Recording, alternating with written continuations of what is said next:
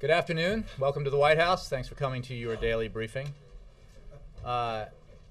Before I get started, I just wanted to mention that I saw a report this morning that caught my attention for a couple of reasons.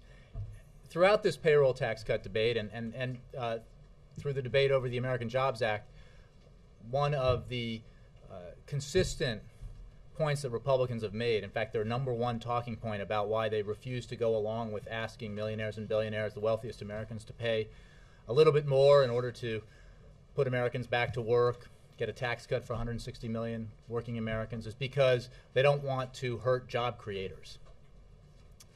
That's their phrase. It's what they go to every time they're asked about it. And it's what you all write in your stories when you say the President and Democrats support this surtax or this way of paying for job-creating measures or tax cuts. Republicans say no because it'll hurt small business. Well, one news organization decided to ask the leadership offices of the Republicans on the Hill whether or not, or just to give them an example of the small businesses that would be affected. And for 3 days they got nothing. And there's a reason for that. Because as the Treasury Department has done in its study, the simple fact of the matter is that less than 1% of all small businesses would be affected by this kind of request that the millionaires and billionaires pay a little bit more. That's just a fact. So next time you write a story or produce a spot that cites that opposition, I think a second sentence might be worth adding, which is that it's bogus. With that, I'll take your questions. Just saying. Just saying. Just had something I had to get off my chest today. Copy editor shake. Ben Feller. Thank you. Two topics. On the National Labor Relations Board decision on Boeing to drop that case, wondering if the President's fingerprints are on that at all. In any way, did he directly or indirectly influence that decision? Well, Ben, as you know, the NLRB is an independent board, and as he has said previously, the President thinks labor and management should find ways to work together to preserve and create jobs, and he is, glad they have reached a resolution here, but this was not something the President was involved in. So the White House is glad the resolution was reached, but what about the substance of the case? Is it something that the White House is supportive of, pulling back on the case and letting it go forward? Well, this was the action of an independent enforcement agency, and our comment on it today is the same as it was before in terms of the case itself. What I will say is what I just did, which the President believes that in general labor and management ought to find ways to work together to preserve and create jobs, and in this case we're glad there's a resolution. The President is also lobbying senators on the defense bill as it relates to the detainment of terrorism suspects. Obviously there's a veto threat out there, but can you tell us on how his personal efforts are going and what's his message on that? With regard to the defense authorization bill, our position is the same as it has been. We're continuing to discuss this with members of Congress, but our position has not changed. I mean, it's very important that our counterterrorism folks have flexibility in dealing with and doing their jobs effectively. And there's a whole range of people in this field from previous administrations, Democratic and Republican, as well as obviously current, who believe that that flexibility must be maintained. So can you give us any update, as we're clearly running out of time here, on how that effort is going to try to win over some minds on that? Just that we're continuing in the effort. Yeah. Jay, what's the President's reaction to the agreement by most European leaders in Brussels today? I knew if I called on Reuters that you'd ask me about Europe. All right. Yes, sorry. All right. What's your reaction? What does the President think? Look, we think that signs of progress are good, that this is a sign of progress, but work still needs to be done, obviously. Our position hasn't changed. We are offering our advice and counsel. We have a great deal of experience in this kind of situation. Secretary Geithner has been very engaged in this. The president himself has been engaged with his counterparts. But in the end, it is a European problem that needs a European solution. And we believe that they need to act conclusively and decisively to resolve it.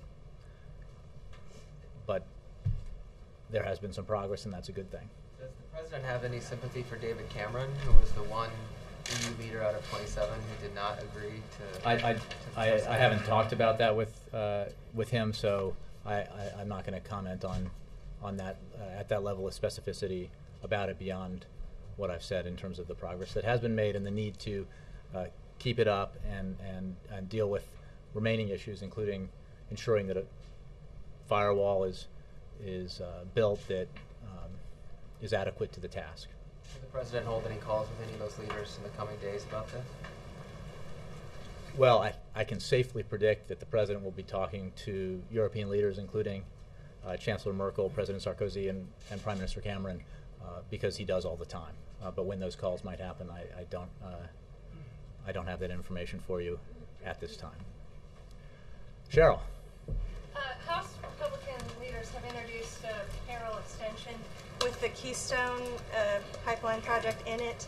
Would the president veto that bill?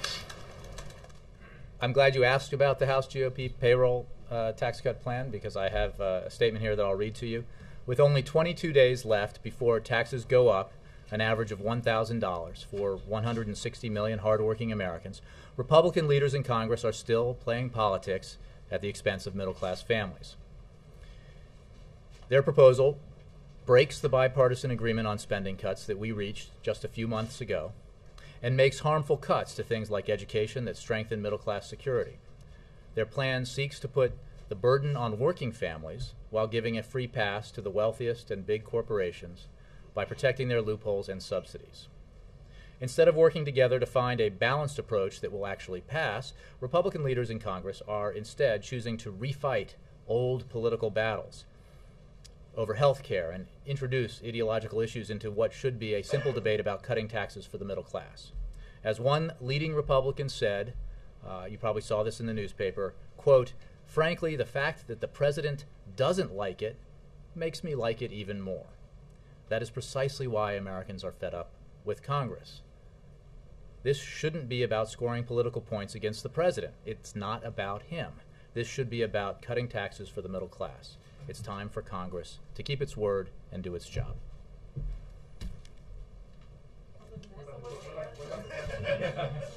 Well, there are pieces of it, as I understand it, which fairly recently put forward proposal that are things that we have supported in the past, but the proposal in its entirety is objectionable for the reasons I just explained. I mean, it's what people hate about Congress. They're like, oh, you know, they work all summer, they get to this deal, everybody says, fine, we got a deal, it's a compromise. It wasn't entirely what we should have gotten or could have gotten. It wasn't the grand bargain, but Budget Control Act, sign it into law. And ever since, all we've heard from some folks in Congress is, gee, we ought to break that agreement. We didn't mean it. Let's go back on our word.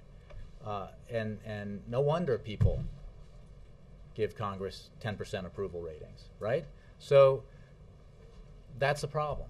And asking the middle-class Americans who need assistance with education or who benefit from key investments to bear the burden of this deal is punishing the people you're trying to help with the middle class tax cut to begin with. That's not how we should do it. And reopening old political fights. You know, I think everybody's organization here who does that does polling will tell you that Americans really don't like reopening old. Like, let's go refight the healthcare battle. Let's go refight when we have 22 days before their taxes go up. That's the battle that some in Congress want to have right now, or they want to have fights over an oil pipeline that has nothing to do with whether or not Americans on average ought to see their taxes go up $1,000 in 2012. That's what gives Washington a bad name. we keep working towards finding a solution. What the president has said is that, and what I have said on his behalf is that we are open to looking at other ways to pay for this, but they have to be economically responsible and fair. So we'll continue to do that. President's put forward a way to pay for it.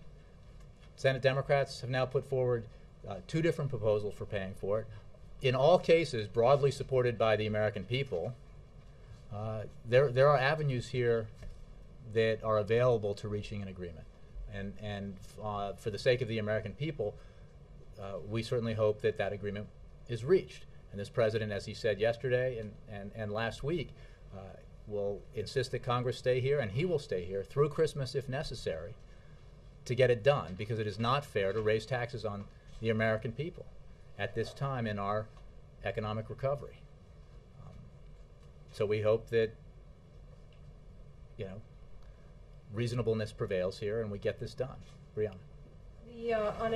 The unemployment insurance extension is abbreviated under the plan. Are you open to that?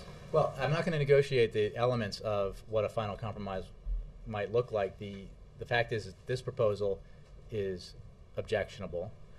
And again, why is it that unemployment insurance, which is a good example of something that economists everywhere agree is highly beneficial to economic growth in a time like this, because that assistance to people who desperately need it goes right back into the economy and results in job growth and economic growth and job creation. Everybody agrees on that.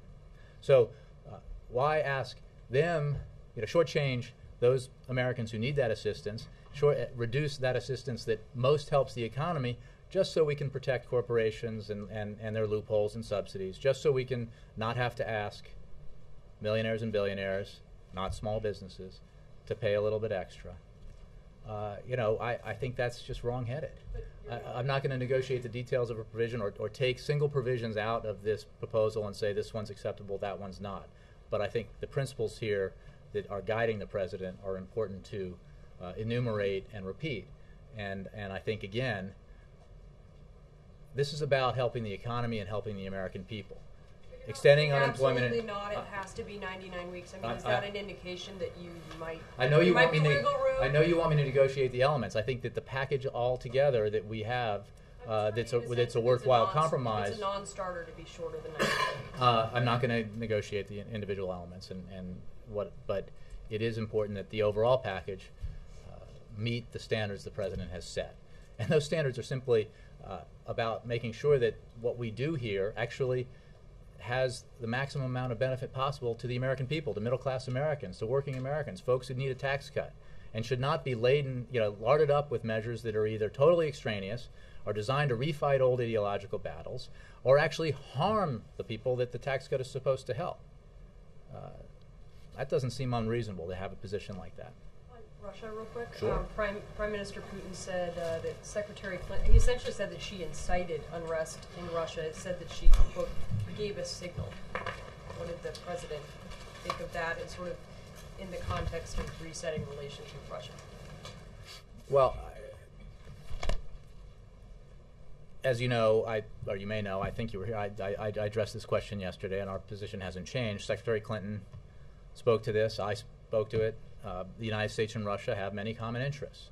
That's why the president, it was the result of the president pursuing the reset that we were able to get a significant amount of things done with Russia over these past 3 years, and our relations have improved. And that's important, and we continue to seek opportunities for cooperation with Russia based on mutual respect and our common interests. Now, it is also true that we have sought to deepen our engagement with Russian civil society and with organizations that promote universal values. We support democracy. And so speaking out in support of democracy should not surprise, the fact that we do that should not surprise anyone around the world, because that's a hard and fast position of this administration and of this country. We are encouraged by President Medvedev's commitment to have the Central Election Commission investigate all election violations, and we welcome his acknowledgement that the demonstrations in Moscow and in other cities are part of the democratic process. Cecilia? Welcome, Cecilia. How are you? Yesterday you said that on Plan B, communication between the White House and agencies and decision-making processes like this, that there is communication. Can you elaborate on that? What communication was had and between whom? And also, what do you say now to these women's groups who were strong supporters of the president in 2008 who say now they may sit this election out because of this decision? Well, let me go to your first question, or the first part of your question, which is broadly, in these kinds of decisions, there is communication between, or there usually is communication between the White House and an agency. I don't have a list of communications between folks at the White House and HHS on this, but it stands to reason that there were or might have been.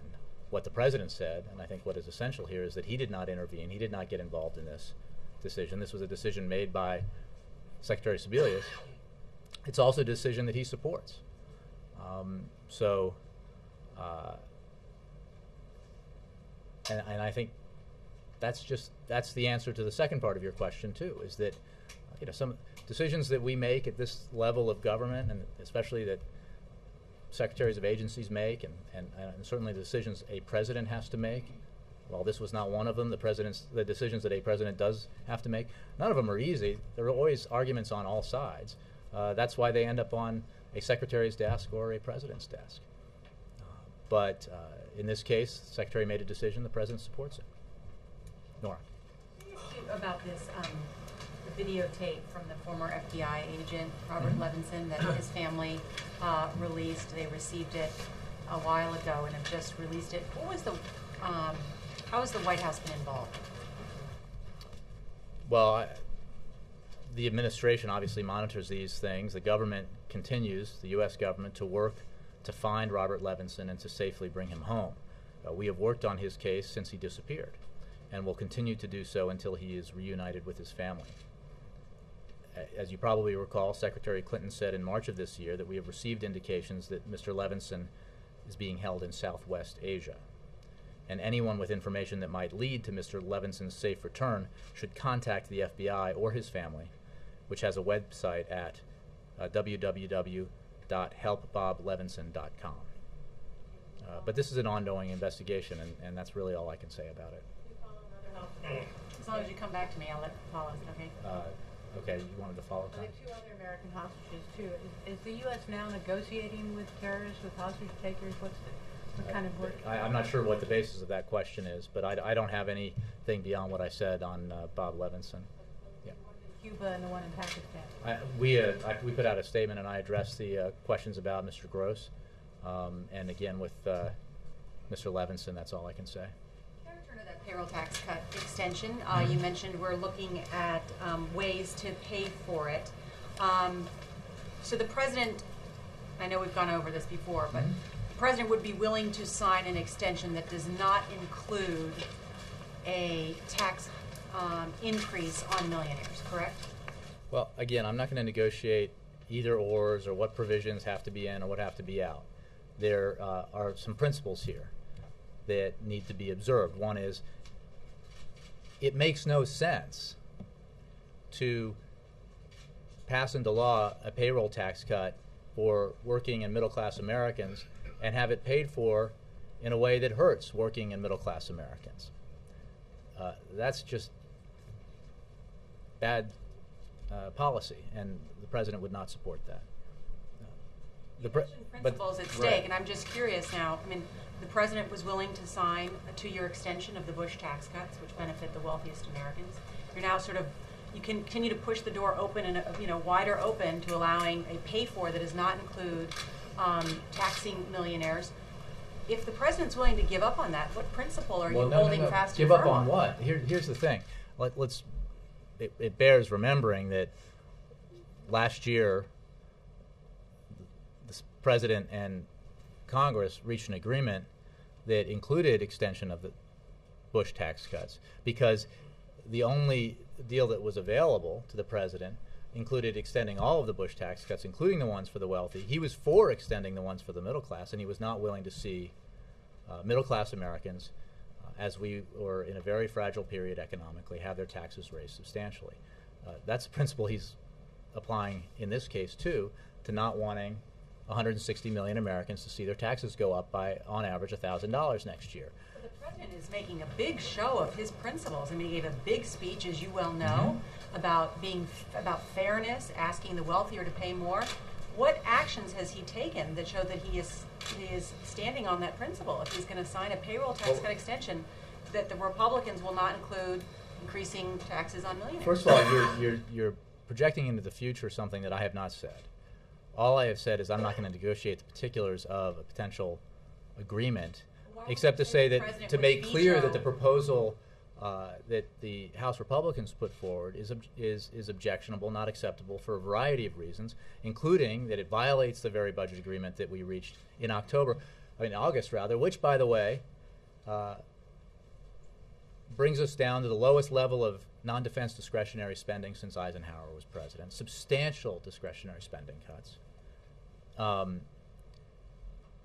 that he's not going to accept a deal that puts the onus on the very middle class and working Americans who were trying to help with this tax cut, and only would do that because Republicans refuse to ask corporations to give up their subsidies or their loopholes, or the wealthiest to pay a little bit extra. So these are very important principles. They go right to the heart of why we are even talking about cutting taxes for middle-class Americans. Why doesn't the president issue a veto threat that he will not sign a payroll tax cut extension if it does not include a tax cut on millionaires? I understand that you want to maybe get this wrapped up quickly so we can all go on vacation, or that there are a lot of unknowns here in terms of how this endgame will play out. The president's enunciated his principles very clearly. He's made clear what he will not sign and what he will reject. Senator Reid has made clear that this thing has no chance of getting through the Senate. It's very important that the Congress get down to serious business to ensure that they don't go home having to explain why they just raised everybody's taxes. So the president's going to adhere to his principles and ensure that this gets done. And then on the small businesses, the 1% of small businesses that would be affected by the increased tax on millionaires, would the president then be willing to support Senator Claire McCaskill's provision that would exempt that 1% of small businesses who would be taxed additionally? Well, I think, again, rather than me negotiate individual elements of a compromise that does not at this point exist, I would go back to what I said about how thin a reed that is as a reason to oppose what the American people broadly support. And the irony of the 1% of the less than 1% of small businesses who might be affected by asking millionaires and billionaires to pay a little bit more is that's including a broad definition of small businesses, which means law partnerships or hedge fund managers or things like that who file business income as personal income. So these are not mom and pop businesses we're talking about. On Main Street, law firms that are filing as subchapter S. Partnerships, or subchapter something. Yes. I didn't take the accounting class, but Victoria. When the president said yesterday, kind of dismissively, ask Osama bin Laden and the 22 of 30 Al-Qaeda leaders who I've taken off the playing field in response to a question, was that game on? Was that the beginning of the campaign? He was answering a question about a charge that he had somehow acted as an appeaser in the conduct of his foreign policy, and I think it was an appropriate response. And let us know if you get an answer from those gentlemen. Bill. Jay, I wasn't here yesterday, so I'm sorry if you covered this, but as Commander-in-Chief, has the President issued any directive to deal with the situation at Dover Air Force Base? I'll have to take that question, not that I'm aware of. You know what I'm talking about, the remains of The Air Force, incinerated? yes. I know that I've seen the news reports. I haven't discussed it with him. I don't know that the White House is taking action. I certainly think Department of Defense is probably taking questions on this matter. Toshi? On European situation, European leaders expressed their intention to contribute, lend 200 billion euro or $270 billion to the IMF. is the United States open to similar kind of contribution to the IMF beyond giving advice or beyond the current commitment, which was agreed on last Our year? position hasn't changed, which is that IMF has substantial resources, and that American taxpayers are not going to have to make any more commitments to the IMF. Kent, sorry, Kent, and then Wendell. Jay, on China, Congressman Frank Wolf and Chris Smith have written to the president asking him or urging him to make a public statement pressing for the immediate release of Liu Xiaobao and for the Chinese government to release his wife from house arrest and stop harassing her. Will the president make such a statement? I'll have to take that question. I haven't. That's new. I have not seen that report. Wendell and then Chris. A couple of questions. First of all, the president's made clear he didn't like the idea of attaching the Keystone XL pipeline to the payroll tax cut. So I'm interested to know why you won't just issue a veto threat on that. The president said, I think the president's language was pretty clear about what he would accept and what he would reject.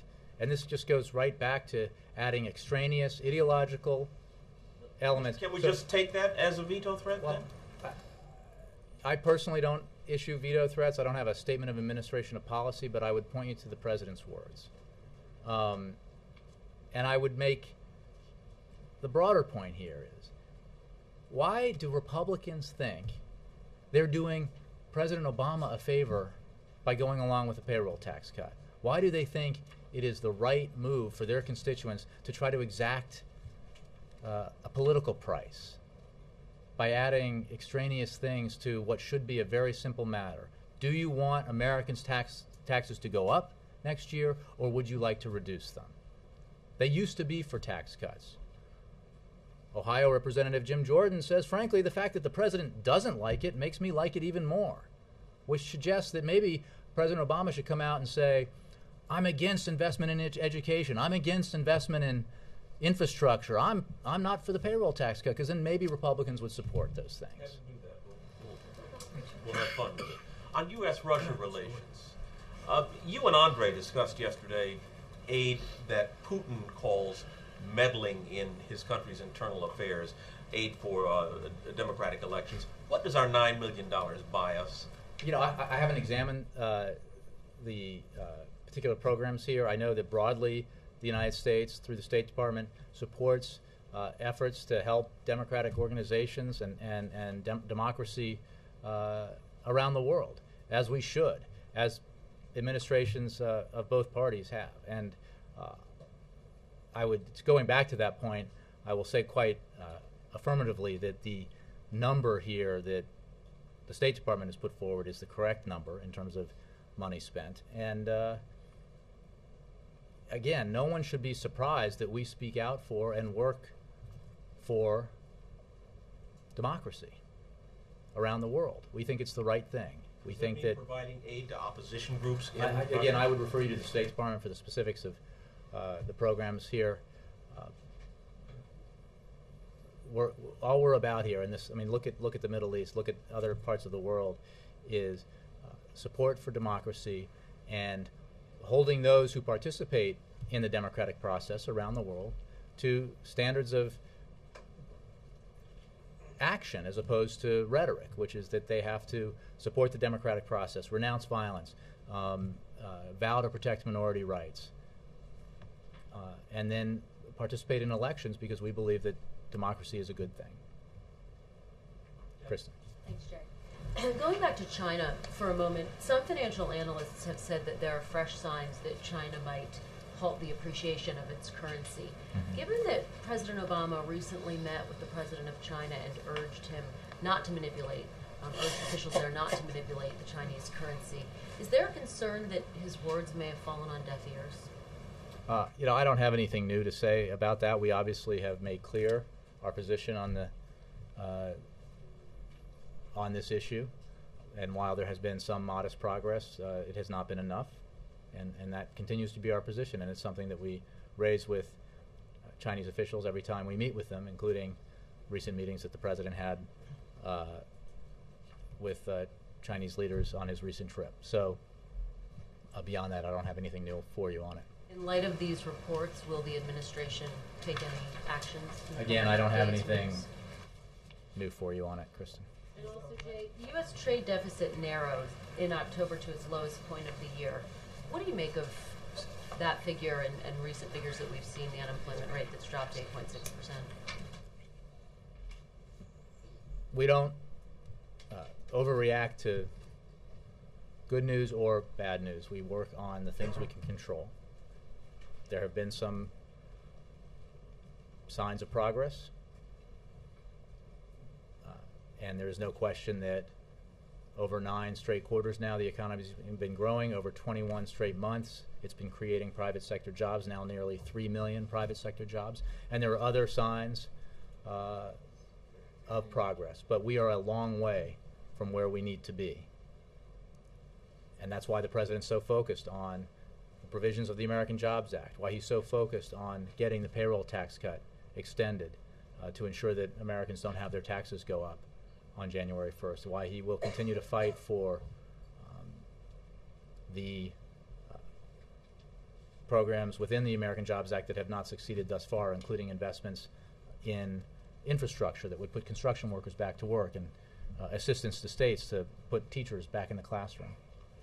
It's why he will continue to push for and will urge Republicans to take up his plan for sensible, balanced, medium and long-term deficit and debt reduction, because it's the right thing to do for our economy and will put this economy on solid ground for the future. But we have a lot of work to do. Modest signs of progress notwithstanding, we have a lot of work to go.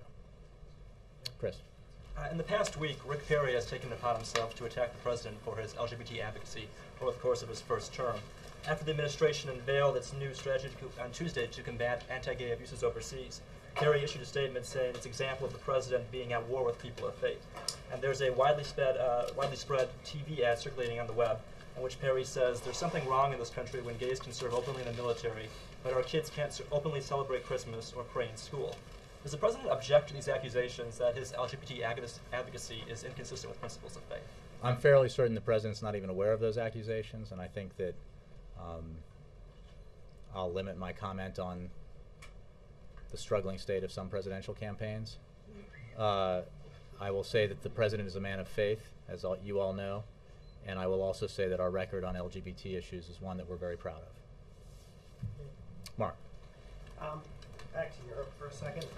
The president yesterday acknowledged the progress that Europeans are making toward a fiscal compact, but he made a point of saying there's a shorter-term crisis in the markets that needs to be addressed. In the meantime, the European Central Bank seems to have signaled that it's not yet willing to step in a decisive way in terms of shoring up the firewall you alluded to. So I'm just wondering, the president sounded frustrated with that. Is he frustrated? Does he think the Europeans need to step up, not so much on the longer-term issue, but on the immediate issue of restoring market confidence? Well, we've made clear, and he's made clear, that that he believes that Europeans need to act decisively and conclusively on putting aside issues of the markets, but on a plan to resolve this debt crisis, and that includes ensuring that a firewall that is up to the task is constructed. Having said that, the president understands that these are hard issues. He should know. And he knows that there are difficult decisions that European leaders have to make as they work through these issues and deal with the problem conclusively and decisively. He does not imagine that any of this is easy. Leadership is not easy. Leadership in difficult economic times with daunting economic challenges is not easy. And the decisions that leaders make in those circumstances are often not very popular. He gets that. He knows it from experience. But it needs to be done. And that's why he has offered his advice and counsel. That's why he is in regular contact with his European counterparts. That's why Secretary Geithner has been in Europe this week and many times in the recent past, and is in regular consultation with his counterparts, as well as other officials across our government. And we'll continue to work on this with our European allies and friends, as they move towards a conclusive and decisive solution to this. Has he seen evidence? As he said yesterday, the question is whether they'll muster the political will to confront it. Has he seen evidence that they're mustering political will? Well, I would simply say that we have seen European leaders take, over the course of the last weeks and months, some important steps. Progress has been made, and we continue to consult with them and advise them, or offer our advice rather, and urge them to take the continued steps that are necessary to finish the job. Yes, and then Mark. If you can clear something up from last week, when you talk about the Defense Authorization Act, you keep pointing to the November 17th, I believe, Statement of Administration Policy, but neither that nor the Feinstein Compromise Amendment that allowed it to pass the Senate answers a fundamental constitutional question, which is, does the President believe or think that the military or the Commander-in-Chief should have the authority to be able to imprison U.S. citizens arrested on American soil for an indefinite period of time without trial? I feel like we have addressed this issue, but I don't have anything for you right now. I know it's not in the SAP, but this is a broader discussion that this administration has had, I think, and this president engaged in the campaign, and certainly had in the first 2 years prior to my assuming the role here. Considering this issue right now in legislation. Well, and our objection to the legislation is well established, and especially as regards the limits on the flexibility of our professionals in dealing in carrying out their job.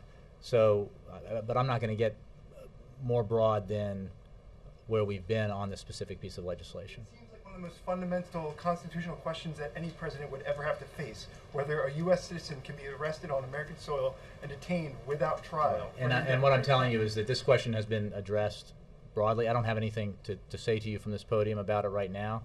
I've been looking at the legislation and the Statement of Administration Policy with regards to it, things that we've said about it, but our broader position on these issues is pretty well known. Mark. Just to follow up on Wendell's question, when the president said the other day that he would reject efforts to tie the Keystone Pipeline to the payroll tax cut, does reject mean veto? Some of our colleagues said it did, and it's not clear to me. Reject means reject. Does it mean veto? He thinks it's rejection worthy. Of the veto? Look, it's not going to. Senator Reid has said this thing has no chance in the Senate, so it's not. There's not a viable bill here over which to issue a veto threat. But his position on adding that kind of thing in that way, and in the manner, remember the way we were talking about it at the time was, efforts to jam through a decision that should be part of a process that's enshrined in many decades of precedent that's over at the State Department, the proper reviews that are necessary to make sure that all the criteria are evaluated and all the impacts are taken into consideration, and that's important. Thanks, sir. A week ahead. Ah, yes. A week ahead. And what a week it will be. Here we go. This is the schedule for the week of December 12th, 2011. On Monday, the President looks forward to welcoming Iraqi Prime Minister Nouri al-Maliki to the White House. The two leaders will hold talks on the removal of U.S. military forces from Iraq and our efforts to start a new chapter in the comprehensive strategic partnership between the United States and Iraq. The President honors the sacrifices and achievements of all those who have served in Iraq and of the Iraqi people to reach this moment full of promise for an enduring U.S.-Iraq friendship as we end America's war in Iraq. On Tuesday, the President will conduct interviews with local television anchors from across the country about the end of the war in Iraq and the importance of ensuring that taxes do not go up on middle-class families next year. On Wednesday, the President and the First Lady will travel to Fort Bragg, North Carolina, where they will deliver remarks to troops. Yes, the President and the First Lady. As we definitively end America's war in Iraq this month, the President wanted to speak directly to the troops at Fort Bragg and to members of the armed forces and their families everywhere. The President will speak about the enormous sacrifices and achievements of the brave Americans who served in the Iraq War, and he will speak about the extraordinary milestone of bringing the war in Iraq to an end. Like many other military installations across this nation, during the war in Iraq, service members from Fort Bragg and their families have provided remarkable service to our country through their deployments to Iraq. On Thursday, the President will attend meetings here at the White House, and on Friday, the President will deliver remarks at the biennial convention of the Union for Reform Judaism. That's your week ahead. Jay, just to follow up on Monday, are they going to Arlington? I had heard that they might lay a wreath at Arlington. I have nothing beyond what I shared with you just now in my reading, my mellifluous reading of the week ahead. Thanks, guys. And next Saturday, departure Honolulu. Are you asking for odds? I am asking. We'll see. It's up to Congress, isn't it?